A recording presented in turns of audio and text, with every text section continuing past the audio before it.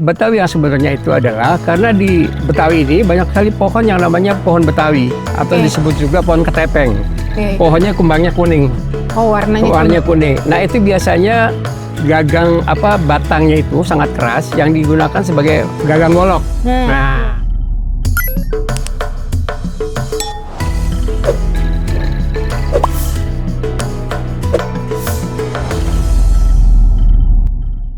baik, kembali Explore Wisata bersama tamu kita yang spesial, yaitu tokoh budaya, sejarawan dari Betawi, Bapak Haji Yoyo Muchtar.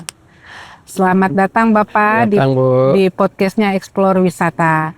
Nah, hari ini saya ingin membahas mengenai budaya Betawi. Baik itu cerita tentang Betawi, sejarahnya Betawi, apapun. Karena saya ini banyak sekali penasarannya tentang Betawi itu. Mungkin saya akan memulai dengan apa sih sebenarnya arti kata Betawi? Terima kasih Ibu. Masya Allah, ini kita ketemu pada saat ini merupakan satu kehormatan buat saya. Kita berbagi ilmu sedikit, walaupun saya cuman ilmunya sedikit ya. Mudah-mudahan bisa bermanfaat buat orang banyak. Amin. Jadi kalau kita cerita tentang Betawi, ya tentu banyak orang mengatakan bahwa Betawi itu ada yang mengatakan asal dari Batavia. Ada yang mengatakan itu. Ada juga yang menulis lebih parah lagi. Betawi asal kata Mambutai.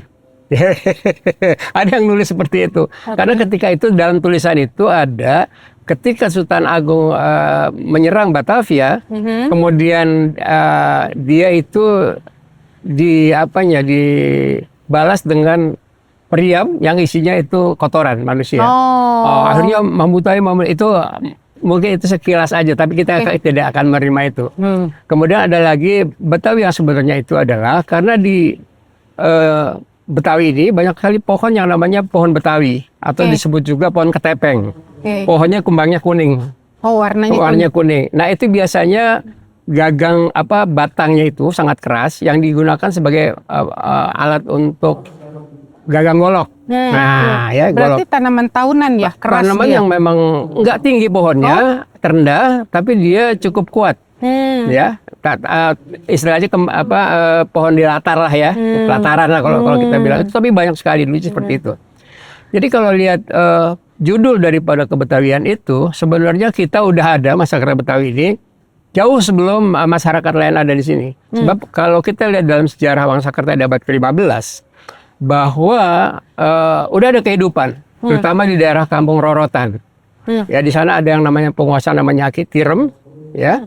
Makanya orang Betawi disebut orang Melayu Betawi, karena cikal bakalnya itu Aki Tirem itu adalah namanya Datuk Luhur Mulia, seorang Melayu dari Sumatera Barat yang datang ke situ dan membuat kehidupan di situ disebut Aki Tirem karena dia bertempat tinggal di Kali Tirem yang menjadi penguasa di situ.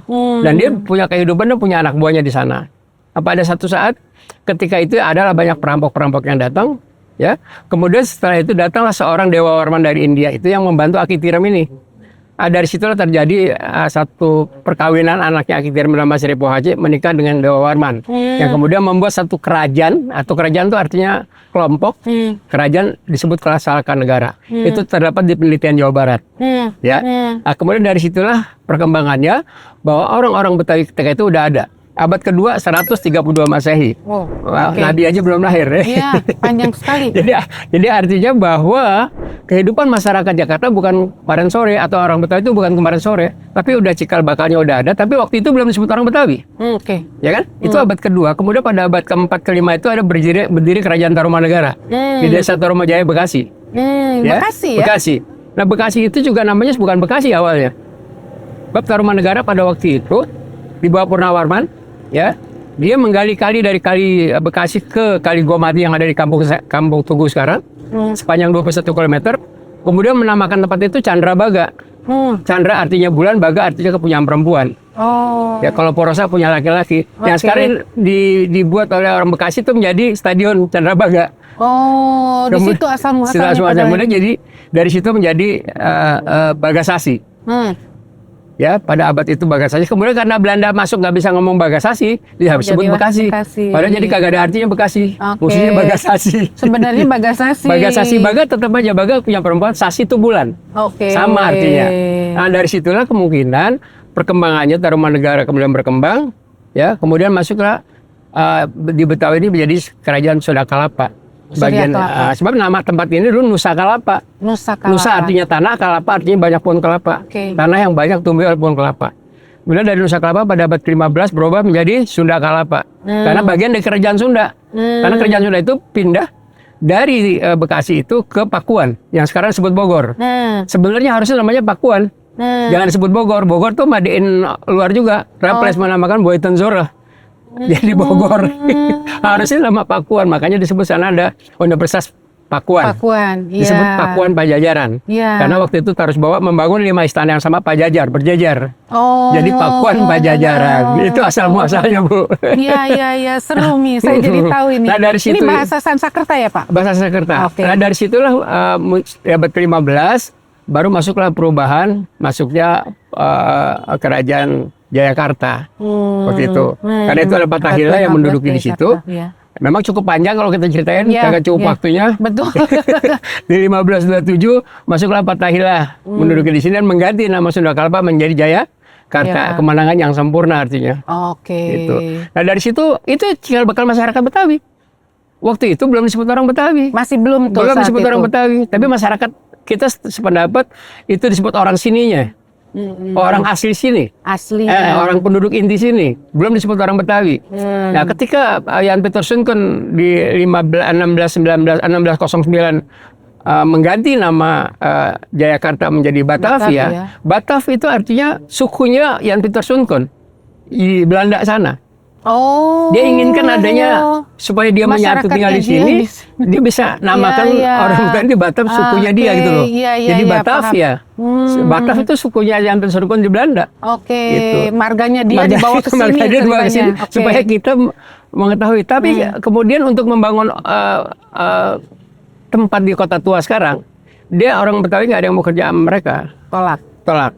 Akhirnya Belanda ini memanggil orang-orang dari luar, dari Kampung Makassar, orang Makassar kerja di, ada Kampung Jawa juga, ada Kampung Bali juga yang ikut bekerja di sini. Dan mereka nggak dijadiin satu, pisah-pisah tempat tinggalnya, supaya tidak bersatu. Itu Belanda kan memang begitu dia maunya. Jadi dia dipisah-pisah. Kalau jadi satu bahaya. Mereka dipekerjakan di sini dan mereka nggak mau pulang lagi. Jadi memang Jakarta itu udah dari dulu udah ada, cuma ada kawin-kawin baru yang datang, datang dan mereka merasa bahwa udah jadi orang sini, karena datang ke sini nggak bawa apa-apa, sampai sini ada orang-orang lokal yang memang menikah sama dia. Tapi banyak orang mengatakan itu adalah orang-orang Batavia, Batavia artinya bukan orang Batavia karena dia cuma kerja di Batavia, gitu loh. Nah akhirnya pada kesempatan itu mulailah orang-orang Betawi ini dengan sebutan Betawi itu banyak di luar daripada Omladen atau daerah Belanda ini, Belanda. Kemudian pada kesempatan lain orang-orang Betawi ini kita lihat perjuangannya di 1799 POC bangkrut, kemudian berganti dengan pendudukannya Prancis karena Revolusi Prancis pada waktu itu mengganti Daendels. Anyar Panarukan, betul. Kemudian pada waktu itu masuk Raffles, ya kan? Kemudian baru masuk Ratu Wilhelmina. Di 18 sekian lah, 19 itu masuk Ratu Wilhelmina. Di situ ada satu kebijakan dari mereka agar orang-orang lokal ini bisa belajar. Ada Does Dekker pada waktu itu kalau kita ingat, ya kan? Memberikan pendidikan kepada kita. Bagaimana dengan nasibnya orang Betawi? Orang Betawi tetap belajar, sebab dia dari dulu itu tetap tidak akan meninggalkan keyakinannya. Mengaji, tetap dia seperti apa yang dibilangin Bang Dul, si Dul anak Betawi. Itu tuh memang begitu tetap, memang. Itulah kehidupan kita, dia tetap pada posisinya itu. Ya walaupun memang Belanda larang kita sekolah. Karena kita kan nggak punya pangkat yang benar. Ya akhirnya kita tetap ada pada penyebar agama Islam itu. Penyebar agama Islam di Betawi itu dengan sistem didatangi oleh para guru-guru.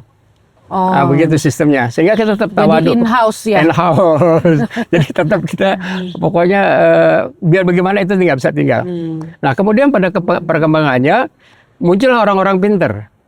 Ya, muncul orang-orang pintar. Kemudian nama Indonesia, kapan kita sebut nama Indonesia? Iya. Hah? Kapan itu? Nah, nama Indonesia tuh kok kita dengan enaknya bilang kita Indonesia. Kapan? Nusantara tuh Nusa antara pulau-pulau artinya. Kalau Indonesia itu asal kata dari Indonesia. Seorang arkeolog dari Jerman bernama Alex Bastian mengatakan Hindunesia. Dia mengadakan penelitian selama beberapa tahun bahwa memang kita peninggalannya dulu agama Hindu. Jadi disebut Hindunesia, kemudian menjadi Indonesia atau Malenesia. Malaysia pun itu Malay artinya Hindu. Nah, gitu. Jadi Malaysia dibalik oleh Malaysia, sedangkan kita menggunakan Indo. Siapa yang menggunakan itu pertama kali? Adalah Ki Hajar Dewantara di Den Haag membuat satu perguruan itu. Di samping yang nomor 2 adalah Bung Hatta. Nah, kemudian kelanjutannya ini kita merujuk kepada nama Betawi nih. Iya. Ya. Kemudian terjadilah Bang Muhyiddin Tamrin sebagai pejuang. Ya, Bang Tamrin sebagai pejuang, kemudian dia sebagai anggota Pokstrat. Ya. Kemudian dia membuat satu organisasi yang namanya Pemuda Kaum Betawi itu. Parindra dulu, Persatuan Indonesia Raya dia buat. Kemudian baru pada tanggal 28 Oktober kita masuk di dalam Sumpah Pemuda. Baru disebut di situ seluruh masyarakat Nusantara, disitulah sebenarnya kemerdekaan yang sebenarnya. Bukan proklamasi 17 Agustus 45. Tapi di tahun 28 inilah kemerdekaan yang sebenarnya. Sudah mulai di tahun 28. 28. Karena disitulah disebut persatuan, di situ ada namanya Persatuan Pemuda Kaum Betawi. Jadi mulai di situ juga nama Betawi dicanangkan. Disebut di situ mulai nama Betawi, Pemuda Kaum Betawi. Dan itu sebenarnya pada abad ke-18 ketika seorang ulama dari Betawi bernama Syekh Junad Al-Batawi udah menjadi imam masjid di Mekah. Itu abad ke-18, 1700 sekian. Jadi nama Betawi itu sudah digunakan oleh beliau. Syekh Junad Al-Batawi. Itu jadi imam masjid di Mekah. Nah, di sini perkembangannya baru kita tahu bahwa perkembangan pemuda kaum Betawi. Kalau ada pemudanya berarti ada orang tuanya dong. Pasti. Nah itu dia Syekh Junad Al-Batawi abad ke-18 sudah menjadi imam masjid di sana.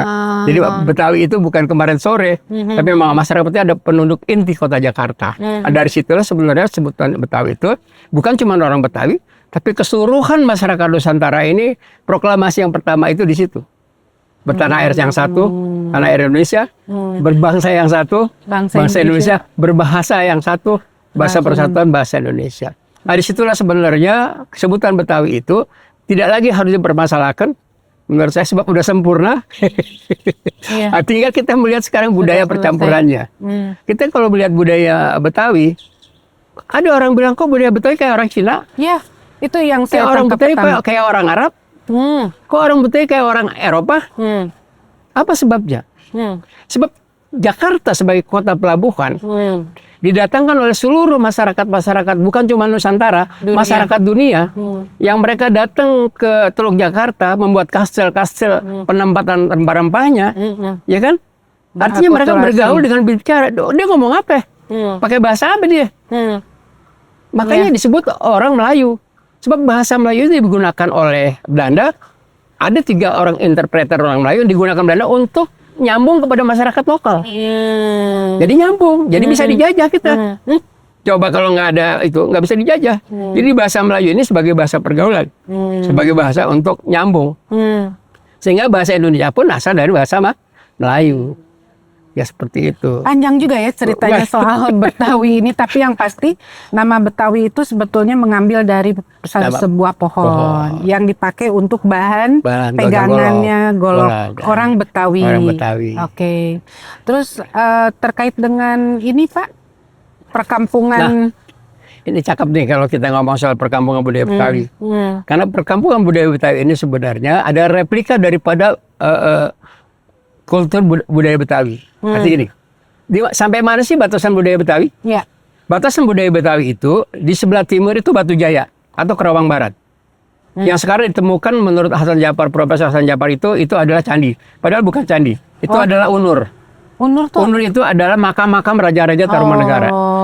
Di tengah-tengah sawah, kebetulan saya udah ke sana. Itu makam-makam raja-raja Tarumanegara. Itu di sebelah timur. Jadi artinya dari mulai Cikarang, Rengas Dengklok segala macam sampai itu Betawi. Masih Betawi. Masih.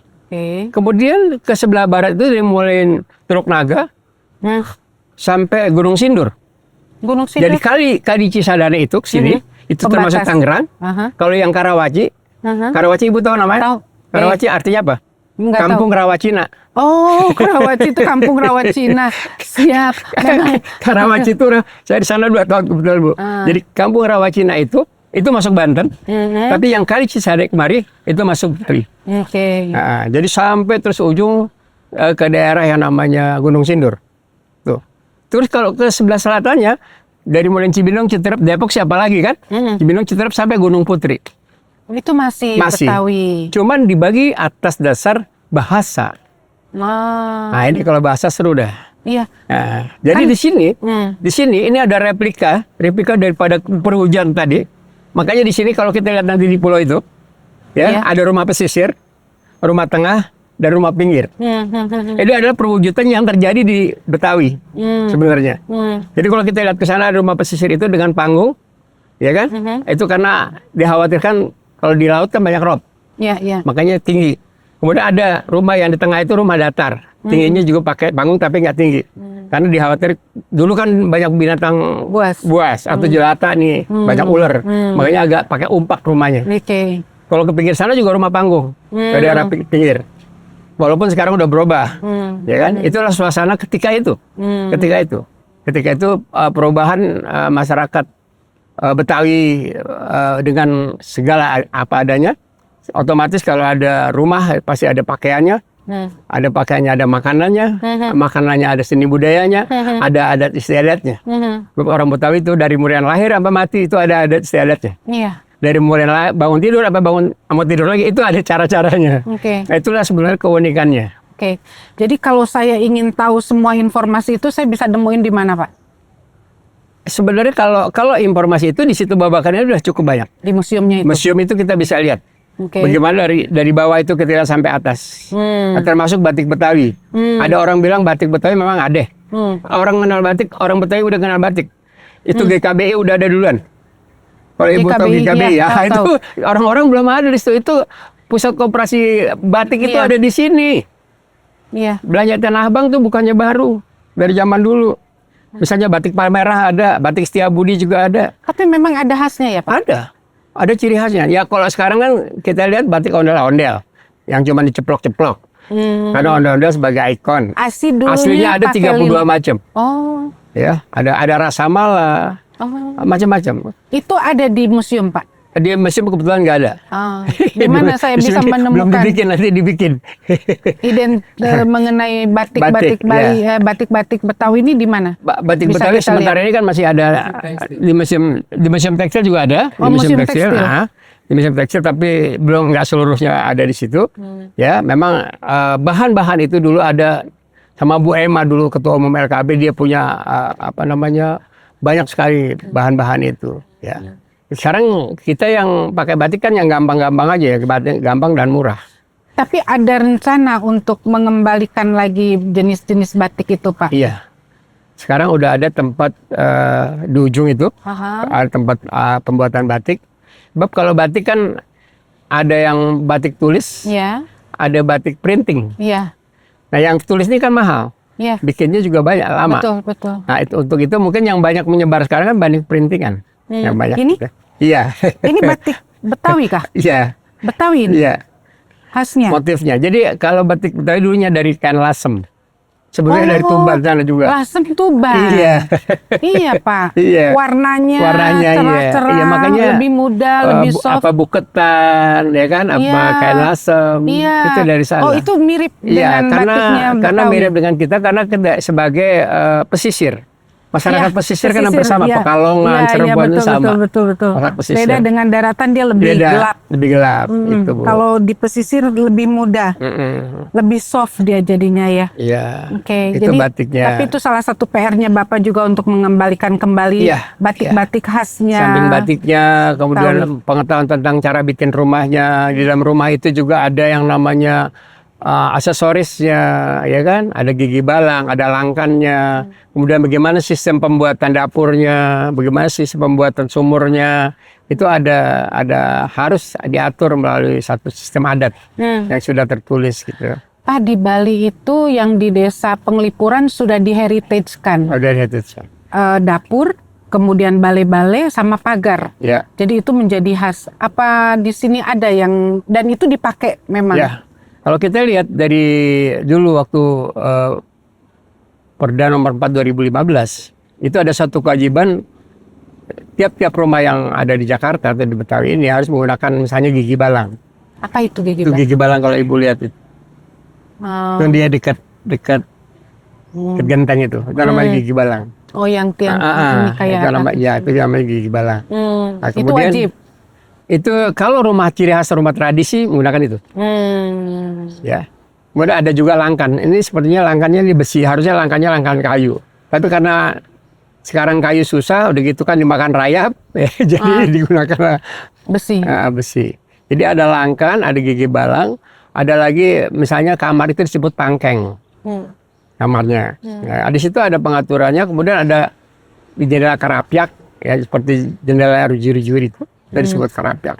Itu rumah-rumah Betawi yang punya ciri khusus, dan dulunya itu rumahnya itu dari kayu.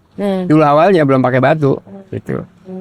Itu gambarnya, makanya itu bisa lihat nanti di replikanya perkampungan budaya Betawi di pulau. Oke. Coba bakal. Seandainya bisa dilakukan hal yang sama, dibikinkan seperti itu, mungkin satu perkampungan ini itu akan kembali benar-benar seperti perkampungan Betawi pada akhirnya, ya Pak ya. Iya.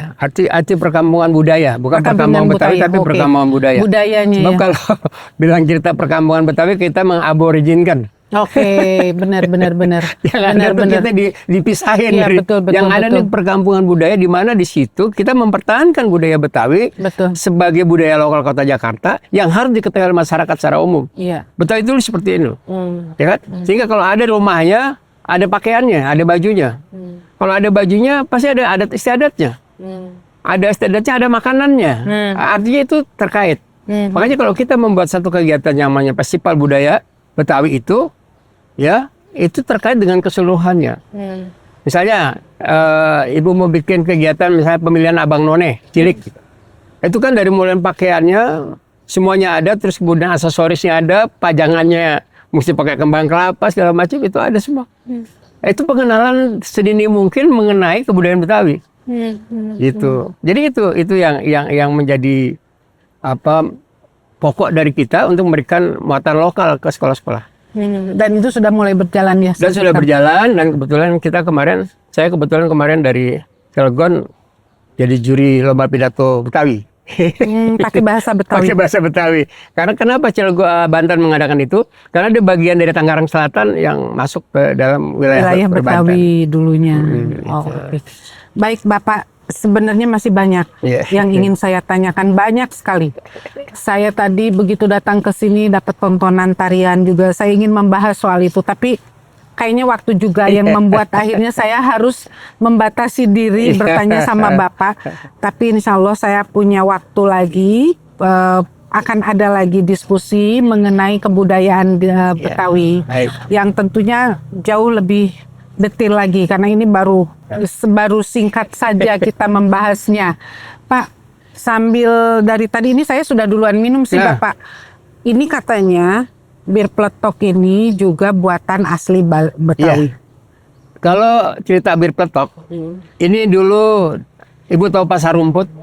Iya. Manggarai. Tahu. Di sana kenapa disebut Pasar Rumput? Karena Pasti di sana tempat orang-orang menjual rumput, di mana kuda-kuda orang-orang Belanda itu dibawa ke situ untuk diberi makan. Karena dia seberang Kali Ciliwung. Ya. Kemudian di situ ada warungnya Bang Mat Jebur. Mat Jebur. Bang Mat Jebur pada tahun 30. Namanya Mat Jebur. Jebur itu kan kecemplung, Pak. Ya. Karena kebetulan tinggal bikin warungnya di pinggir kali ya. Namanya Bang Mat Jebur. Itu menurut Pak Haji Iwan Sapi, dia mengadakan itu. Pada waktu itu nih si penjajah rumput ini pada sakit badannya. Bang, bikin dong Bang supaya badannya kita sehat. Bang, mulailah dia meramu. Mulai dari secang, jahe, ya. Kemudian kayu manis, daun pandan, kemudian ada juga ramuan-ramuan yang lain. Mulai digodok. Kayu-kayuan. Ya. Dan warna kuningnya ini dari secang. Kayu secang. Ya, makanya merah. Di Jogja ada minuman secang itu ngambilnya dari situ. Wedang uwu juga itu. Wedang uwu, ya betul. Ya betul. Jadi secang ini sangat sehat buat badan. Sehingga ketika itu dinamakan bir peletok itu, asal kata karena waktu itu dimasukkan, kalau Ibu tahu, kalau saya bahasanya es kan. Kalau sekarang kayak semacam termos ya. Termos dari itu. Aha. Itu dimasukkan es, kemudian dikocok, pukul, tok gitu ya. Oh, pakai ada atraksinya Dulunya berarti seperti ya? itu, Oh, tok gitu ya. Nah, kemudian dituang lah itu. Jadi seger. makanya lah disebut Bir. peletok. Tapi kalau orang para kiai mengatakan bir itu haram, birnya. Birnya. Tapi tulisannya bier. Bir. Ah. BER. Bir ini kan bir. Ini bir BIR ya. Saya bilang bahwa kalau kita waktu itu mau dari Madinah ke Mekah mau mikot, itu kan dari Bir Ali, itu kagak haram. Nah, ada bir juga. Ada bir juga. Bir yang dimaksud adalah bir tempat. Ini pun bir adalah untuk kesehatan. Jadi setelah tahun 30 itu perkembangannya itu menjadi welcome drink. Welcome. Monggo Pak. Sekalian kita siapa tahu jadi seger lagi saya Bapak sudah loyo. Ayo Bu, silakan. Iya Bapak, tapi ini memang seger sih Pak. Tadi saya sempat icip-icip juga. Apalagi kalau pakai es juga enak Bu. Lebih enak pakai minum es sore ya? juga nggak apa-apa, malam juga nggak apa-apa. Sebab dia buat satu juga obat juga nih kalau masuk angin. Iya karena ada kandungan jahenya banyak ya Pak. Iya, kalau masuk angin kita minum bir petok biar sehat. Yuk.